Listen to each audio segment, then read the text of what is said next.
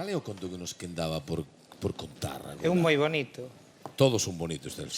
Sí, bueno, Sí, sí. Isto é o que hai, pero é así. sí. Este é moi bonito porque fala da retranca. E fala dunha nena.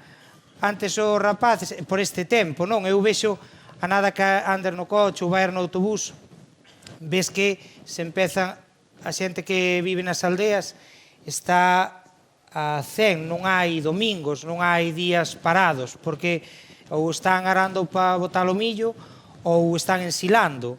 Entón hai traballo hasta pola noite. E cando era antiguamente, na época de meu pai, hasta cando eu era pequeno, teño vivido, cando ibas a un traballo a unha leira, a veces non parabas para xantar, pero non volvías á casa, levabancho xantar ali, levábase nunhas cestas. E unha nai mandou á filla, unha nena, se di, unha nena pequena, cunha potiña de caldo para lle levar ao pai que estaba traballando unha leira. E a nena, claro, eran tempos da fame. E destapou e meteu a mão, comeu unha pataca e soupolle, que se non lle soupera, paraba aí, pero como lle soupo. E volveu meter e colleu unha fava, e volveu meter e colleu un grelo, e volveu meter unha rodiña de chourizo, e volveu meter unha miga de touciño. Había unha e unha, unha roda de chourizo e unha miga de touciño. E acabábase. Pero outra pataca sí que había, e outra fava. E cando chegou onde seu pai, chegou chorando. E dixo o pai, pero que che pasa, miña filla? E dixo, que me va a pasar? Que me caeu o caldo vindo para aquí e non dei apañado máis ca auga. Sabes, esa finura, esa finura.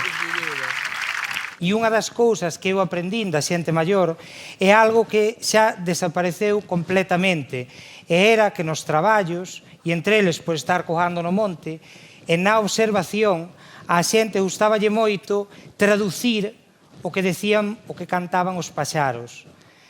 Eu traballei nunha residencia en Lalín, nunha residencia de maiores durante 10 anos. Unha tarde de brao chegou unha señora recién a ingresar ali que chamábase Pura e era de Martixe, aí ao lado de Silleda. Entón, ali facíase ya a acollida. Unha persona chega da súa casa e ten que intentar que o sitio pa onde vai dentro da extrañeza que lle supón que se lle faga o menos extraño posible. Aí é onde nós tiñamos que traballar fino. Ela valíase, acabou de xantar e, como estaba o día bo, marchou. Volveu pola noite pasear. E dixenlle, que tal o pasou, señora Pura? E dixo, mai moi ben, porque aquí en Lalín os pombos falan igual que Alán Martixe. E dixenlle, e logo como falan? E miroume extrañada de que eu non soupera o que decían os pombos. E díxome, homo, que din os pombos é ben sencillo. Son curtas, son, son curtas, son. Díchelas nenas, bin, bin. Fuches ao porto, fun, fun. E que facían? Tallaban e cosían, buá. E esa era a traducción completa do canto do pombo. Sí, facía todo o canto pombo traducido. E hai un caso moi bonito e quería yo adicar a un rapaz, a un amigo meu, co que tomei café hoxe en Pontevedra, que se chama Poldo Canizo, que eu chamei precisamente para lle pedir permiso para poder contar isto aquí hoxe. E é unha historia que contaba seu pai de cando marchou pa Francia traballar.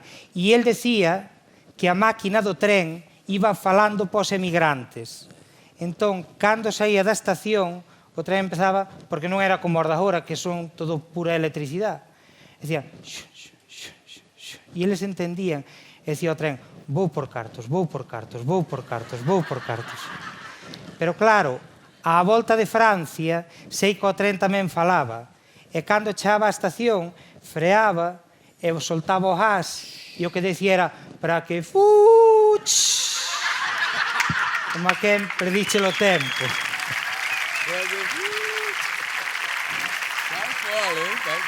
Sí. E outro xénero de traducción era algo que se está intentando recuperar agora, que é a linguaxe das campás, non? según o seu toque, súa cousa querían decir. Pero despois estaba a xente que as traducía a linguaxe humana.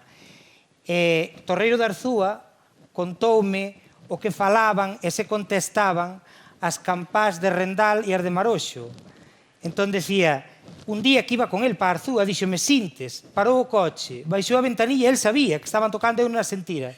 Dixo, escoita, son as campás de Rendal, sabe lo que din? E díxome, quen ten val, quen ten val, quen ten val. E contestaban as de Maroxo, que dicían, quen non ten danoxo, quen non ten danoxo, quen non ten danoxo. Quen ten val, quen ten val. E quen non ten danoxo. Que bárbaro. E o caso máis elaborado, sin dúbida, eu nunca, ninguén me contou nada, digamos, tan bonito, retrucado como isto, é o que contan e se contestan 6 campás de 6 parroquias. E ademais da miña zona, porque a primeira é da parroquia de onde é meu pai, da parroquia de Santiago de Sello. E son as campás de Sello, Erbo, Palmou, Cangas, Val do Carro e Bermés.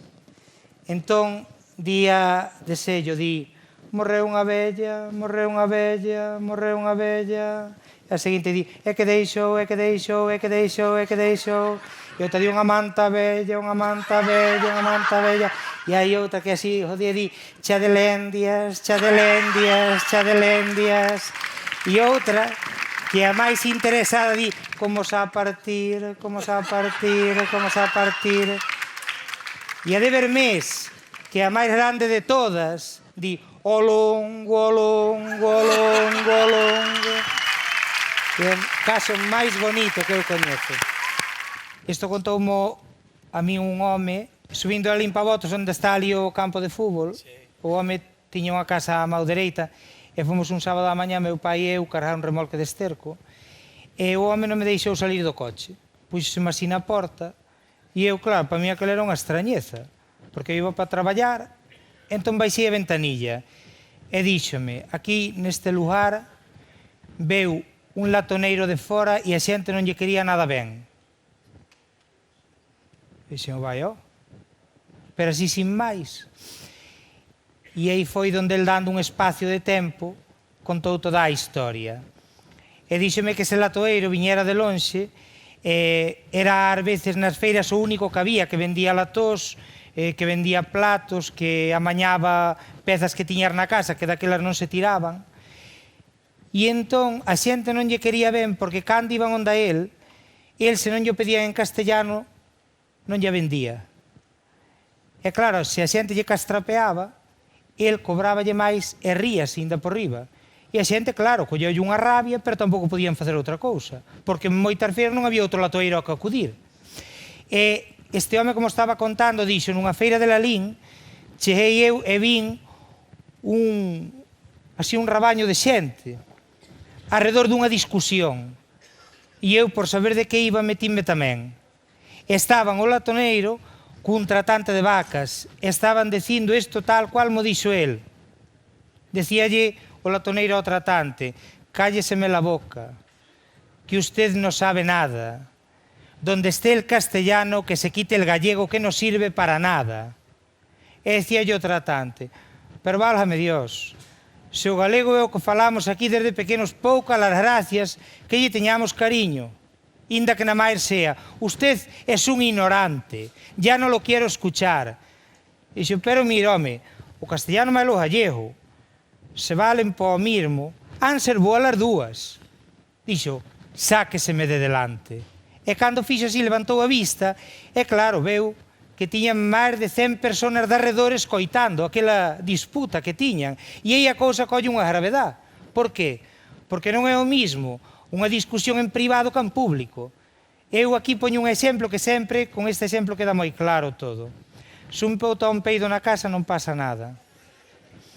Agora, a min contaron dunha muller da Jolada que botou un domingo un peido na misa e tuvo que ir casar a Buenos Aires.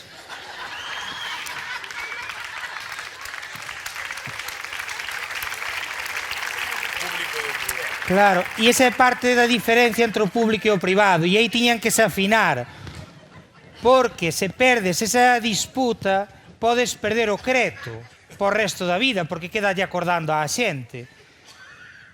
Entón, o tratante díxolle ao latoneiro: pero mire, eu así é todo, pénsolle que hai cousas que se lle dan dito en galego e non se dan dito en castellano. E aí o latoneiro soupo que vencera. E dixo: como me dice usted que hai cosas que se dan dicho en gallego e non se dan dicho en castellano? Dígame una siquiera. E dille o tratante: pois logo, a ver se dá dito en castellano, eu xa non volvo comer máis pan. E aí o latoneiro veuse vencedor, levantou unha mão no aire e díxome a min o que mo contou.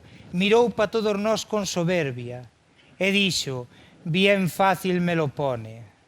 Yo ya no vuelvo a comer más pan. E dixo o tratante: pois come merda, carallo. E aí acabouse a discusión. Arrinconouno, Arrinconouno, sí.